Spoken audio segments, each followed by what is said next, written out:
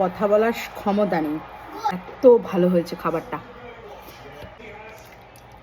শুধু পাতার গন্ধটা, চিকেন আর আলুটা যা সেদ্ধ হয়েছে না, অসাধারণ। আজ ছুটির দিন, আজ শনিবার, আজকে যে নিয়ম ভাঙার দিন। তাই আমরা সকালবেলা অনেক দেরি করে ঘুম থেকে উঠেছি। প্রায় ঘুম থেকে উঠতে উঠতে 11:30। তারপরে ঘরের সব কাজ সেরে কফি খেয়ে মায়ের সাথে ভিডিও কল করে কিচেনে যখন ঢুকেছি তখন দেখি ঘড়িতে দুপুর 2টো। ছুটির দিন হলে হবে কি, আজকে একেবারে কিচেনে ঢুকে কিচ্ছু রান্না করার ইচ্ছা ছিল না।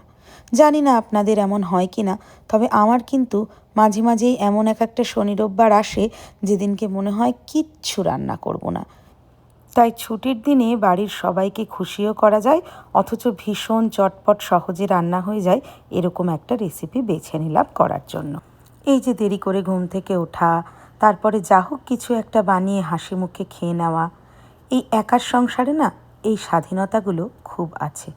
কিন্তু স্বাধীনতা যে আবার কখনোই একা আসে না, সে সঙ্গে করে বয়ে আনে অনেক দায়িত্ব।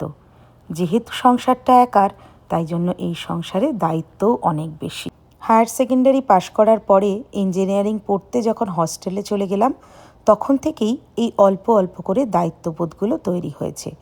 বন্ধু চিনে নেওয়ার দায়িত্ব, সকাল বিকাল কী খাবো তার দায়িত্ব, নিজের লেখাপড়ার দায়িত্ব, এত কিছুর দায়িত্ব নিতে নিতে হট করে কবে যেন বড় হয়ে গেলাম, অনেক বেশি ম্যাচিওর হয়ে গেলাম।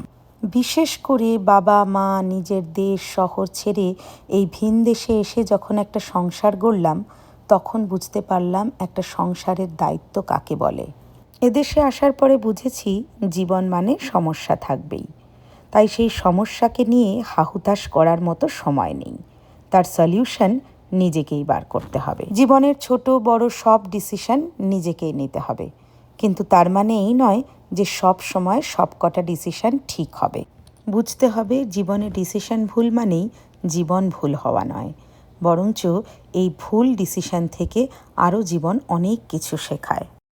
বিদেশে এসে আমরা শুধুমাত্র নিজের দেশটাকেই ছেড়ে আসিনি, ছেড়ে এসেছি আমাদের আশেপাশে থাকা অনেকগুলো সাপোর্ট সিস্টেম। তাই হয়তো আমরা একটু বেশি ইন্ডিপেন্ডেন্ট, একটু বেশি রেসপন্সিবল আর অনেকটা বেশি ম্যাচিওর।